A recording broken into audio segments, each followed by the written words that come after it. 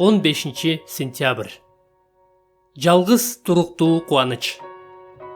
Ошол сыяктуу эле силер да азыр кайгырып жатасыңар. Бирок мен силерди кайра көрөм. Ошондо жүрөгүңөр кубанычка толот жана ал кубанычты силерден эч ким тартып албайт.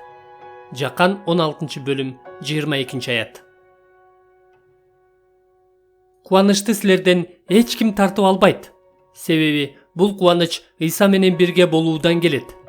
Ал эми Ыйсанын кайра тирилүүсү биз эч качан өлбөй турганыбызды, эч качан андан ажырабай турганыбызды билдирет. Демек, биз кубанычыбызды эч качан жоготпошубуз үчүн эки нерсе болушу керек. Биринчиден, кубаныч түбөлүктүү болушу керек.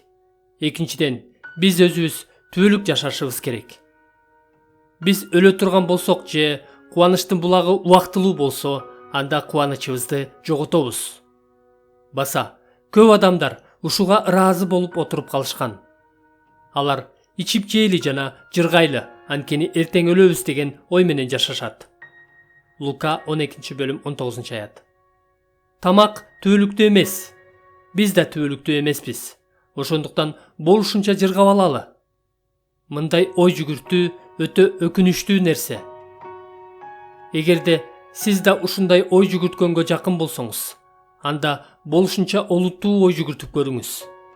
Сиздин кубанычыңыз Ыйса менен бирге болуудан келеби? Себеби ошондой болсо, ал кубанычты эч ким тартып ала албайт. Аны бул жашоодо да, болочок жашоодо да жоготпойбуз. Анткени Кудайдын Теңирибиз Машаяк Ыйса аркылуу көрсөткөн сүйүүсүнөн бизди өлүм да, өмүр да, периштелер да, жогоркулар да, күчтөр да, азыркы учурда, келечек да, бийиктик да, тереңдик да, жаратылган эч бир нерсе ажырата албастыгына толук ишенемин. Римдиктер 8-бөлүм 38-аяттан 39-аятка чейин. Ыйса менен бирге болуудан келген кубаныч эч качан жок болбос кубаныч. Ал кубанычты анын өлүмү да, биздин өлүм да тартып ала албайт.